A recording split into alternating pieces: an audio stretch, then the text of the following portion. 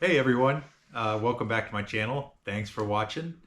And today I'm going to be doing some modifications to the Velotric. I do have a first look over and a first ride impressions video. So if you're just interested in this bike, subscribe to my channel, go back and look at what I posted just a few days ago. So the changes that I'm making, I think are necessary for it to become the mountain bike that I want it to be. I'm calling this phase one of my modifications. I'm not sure yet how many phases there will be, but I've got quite a few things that I'm going to swap out in this video, and stick around. We'll see how it turns out. So the first thing that I think is necessary for this bike to become the bike that I want it to be is for me to swap out this fork. I've got to take off bars, all of the disconnect all of the wires that are up here, and just kind of lay everything to the side.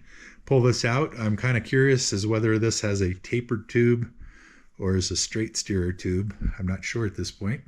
Just in case I drop something, I don't want to chip the new paint, so just cheap insurance here.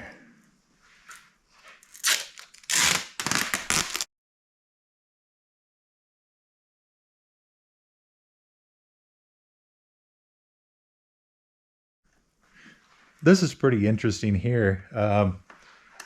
You'll notice that some of the wiring comes up out of the headstock here, right next to the steerer tube, and it actually rotates with the front wheel and the fork and bars and all of that.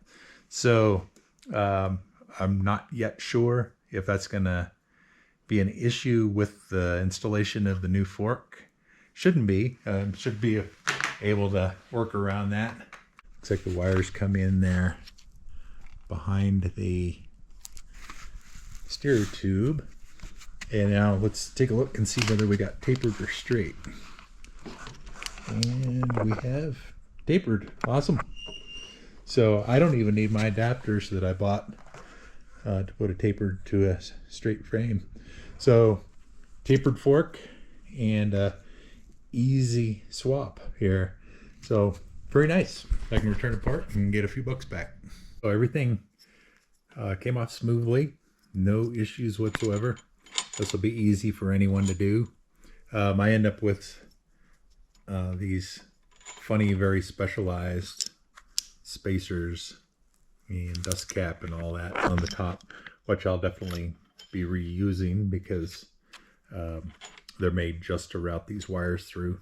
It's great that this bike comes with the tapered fork, because you've got so many options in good upgrades since it has the taper.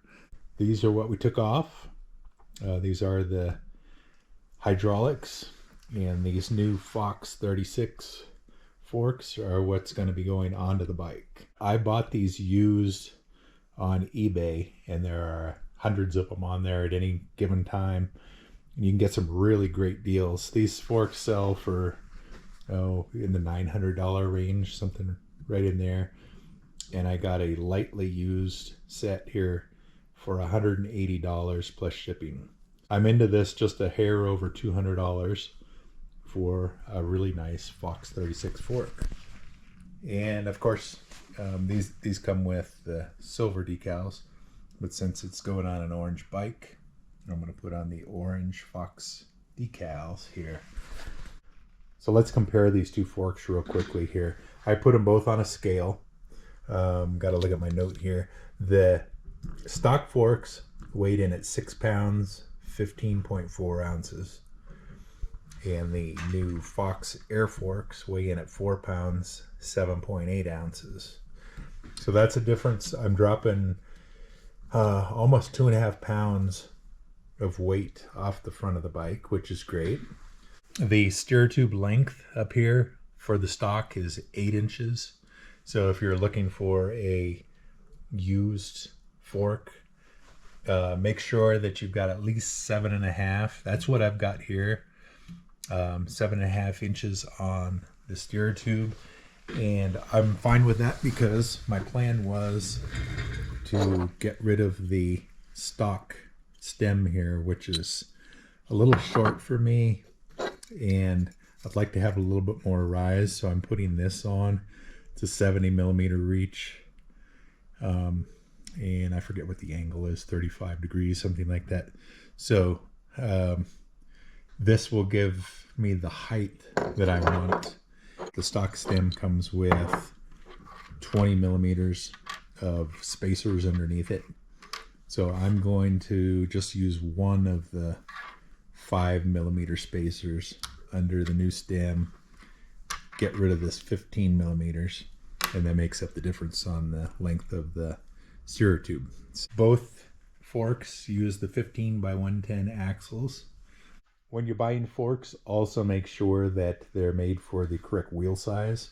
Both of these are made for 27.5-inch wheels. The offset on these forks, the Fox come with a 44mm offset, and these, from what I'm measuring, have a 54mm offset. So I've got about 10mm less offset with the Fox fork.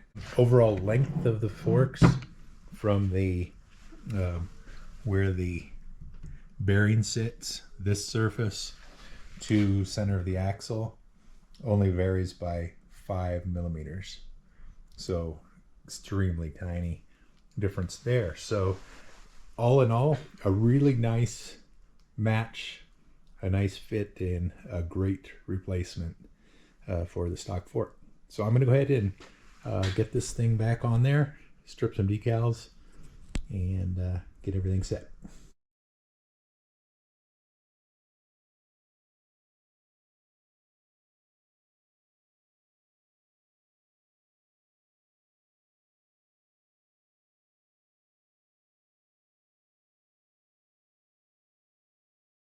Here we are with the forks on. That took all of about 2 minutes, probably.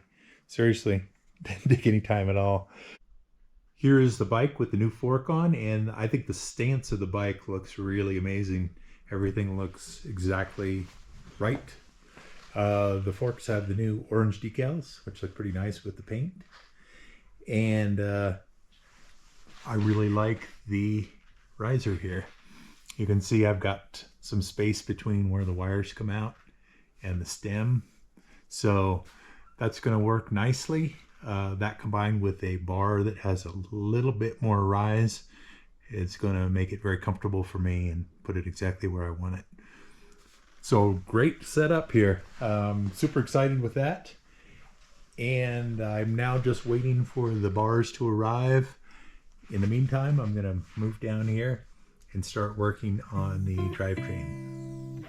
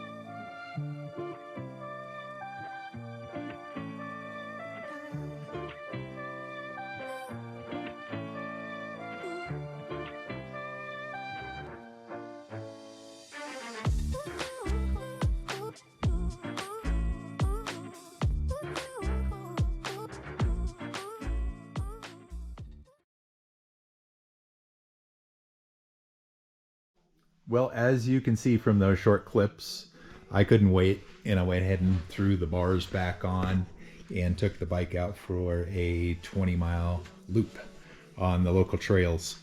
And the fork does exactly what you would expect a high-end fork to do. It works beautifully. You don't get much better than this. So awesome upgrade there. The next thing to do is replace the stock chainring. This comes in 44 tooth stock. I'm going to drop that down to a 42 tooth right there. And just make sure when you're buying that you get one that is with the 104 millimeter bolt center diameter there, and then it'll fit your cranks. So this is the new one's an alloy ring, stock one's steel. Steels hold up really well. They hold up great to rock hits and all of that. But we're going with alloy on there. Gonna come back here and replace the rear derailleur. The Altus are a good shifting entry-level derailleur, but they got some weaknesses, and one of them being is there's a lot of play in them. I don't know if you can see how much that actually moves back and forth. Also, the spring tension isn't great on these, and because of that, I'm getting an awful lot of chain slap up here. So I'm upgrading this to the Deore derailleur, and this does have a lot less play side to side and better spring tension. So I'll have less chain slap there. Next thing we're going to do is replace the cassette. This is a 32 tooth stock cassette, and we're going to jump up to a 40 tooth. So this is an 1140 and this is an 1132. So we're going to have better climbing ability with this. I'm going to have a lower gear just for those real steep climbs. And all of this should help out for the type of riding I do. So let's get started on this.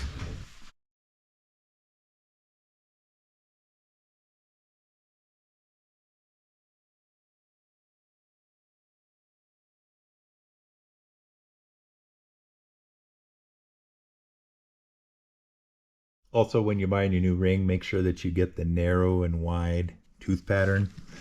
So I'm not sure that you'll be able to see this with the GoPro, but some of the teeth are wide, some of them are narrow. Those correspond with the narrow links and the wide links on your chain. So your chain will only go on this one way. If you're trying to get it on and it won't mesh, it's because you're one tooth off. So now we're going to jump back here to the derailleur. When you're removing your derailleur, it just makes it easy if you shift all the way down into your highest gear. Just get your chain on the smallest cog, and then that relieves some of the tension on the chain, and you will also have a known starting point for putting your new derailleur back on, so you can adjust from that point on out. Just makes it easier.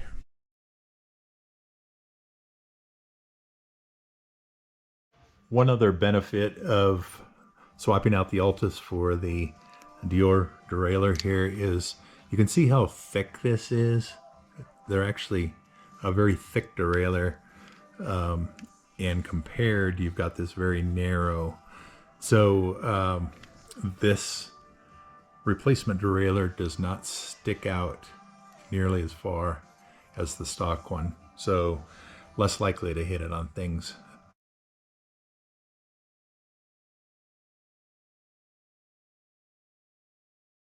Got the new derailleur on, got the new front chainring. Now we will pull the rear wheel and swap out the cassette.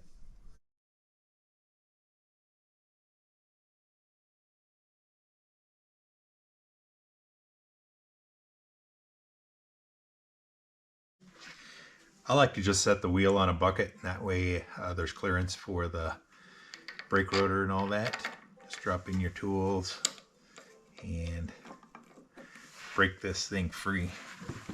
And you just spin this off and we'll drop on the new one.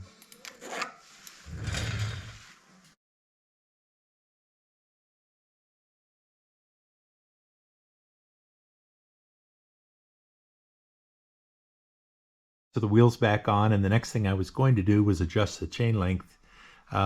This comes stock with 116 pins, and I'm going to need about a 122, I believe, for the chain to be long enough to go around the larger diameter, low gear and all that. Thought I had one in a box, and I don't. So thank goodness for Amazon next day delivery. Got that on its way now. The new chain came in. This is 122 link versus 116 for the stock chain. So a little bit longer to compensate for the larger diameter of the low gear here. And the stock chain has a little painted area here to mark the pin to remove. So I'll put my chain breaker on there, get this chain off and get the new one on and see if the length looks right to me. The 122 link chain looks great. That's just where I'd like to see the derailleur with the chain on the largest cog there. So it looks real good. I did use one of the master links on here rather than pushing in a pin like what was on the stock chain.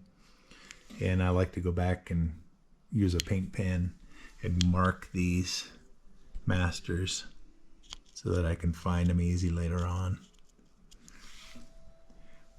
The next thing is I've got a couple of neoprene covers here. This is for the chainstay. This will wrap around here. These are just Velcro closures on these, so super easy to put on, but it will provide a little bit of extra paint protection here, and it will also deaden the noise a little bit of the chain when it hits the stay. I'm not going to have an issue with that when I'm in my lower gears because that raised the chain up off of this quite a bit. But when I'm in my high gears, I still may get a little bit of slap there. So this will help with that. This particular one's made by RaceFace. The next thing I'm going to do is come up and put a neoprene battery cover on the frame in this area, and I do that for several reasons. It protects this area from chips, from all the rocks being thrown up from the front. It protects your very expensive battery here on the front, so that takes a lot of hits, gets a lot of water thrown on it, that kind of thing. Even though this battery is completely waterproof, I want to protect it. So this neoprene does a real nice job of that. I run these on all the bikes. Another reason that I like these, this battery has a keyed lock on the other side. It's got the safety latch right here, so that theoretically this battery will not fall out even under the most rough of trail conditions. It won't get shaken loose. But if you've got this wrapped with that neoprene as well, and these have really thick, super sticky Velcro on them, it's just one added layer of protection to make sure that this battery never comes loose. Here's the bike with the two protective covers on. These fit really nice and tight, and if you rotate the gap down to the inner bottom there, then your foot coming around won't catch that. These are the new bars. They did come in, and I think the rise with the combination is perfect for what I'm looking for. It's a real personal thing as far as what you like in this area here, and I just like that to be at least an inch higher than what came stock. That was just putting me in too much of a forward position. I think the new bikes have far too much of a forward body position.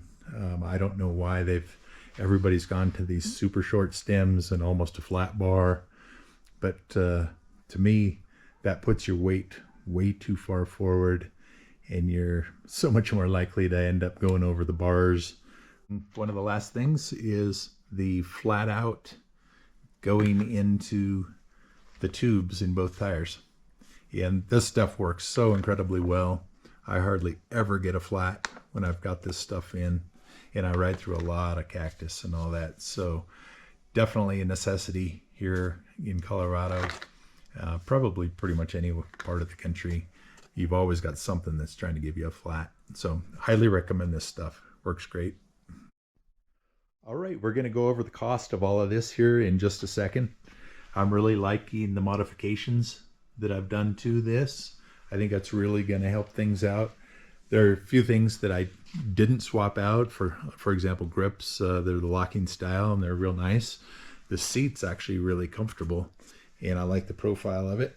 That's great. Pedals aren't too bad. I'm going to probably end up replacing these with some nylons, but I'm going to put some miles on these. I like nylon pedals because when you hit a rock, it makes a different sound than metal pedals do. These are real noisy when you hit a rock, and the nylons are kind of quiet and they just sort of skip off. So at some point, I'll swap those out. No rush on that. But the gearing change and the fork change, those are huge. The bar change is going to make everything much more comfortable for me, and I'm just super happy with it. So the Summit one was $15.29 with the discount there. $28 for the chain, battery cover, rear derailleur, chain stay cover, bars, stem, chainring, cassette, Fox decals, and the Fox fork. All of that comes to a grand total of $19.48. So we were able to come in under $2,000 for a really nice E-mtb. And that's exactly what I was shooting for. Hey, thanks everyone for watching. I appreciate it. I hope you found this interesting. I think the bike came out really nice and it's going to be great on the trails. So my next few videos will be ride videos, testing out the bike exactly as it sits now. And if you'd like to see those, please like and subscribe so that you get the notifications when I do put out those videos. And again, I think this is an awesome bike for under $2,000. So thanks for watching again, and I will see you on the next video.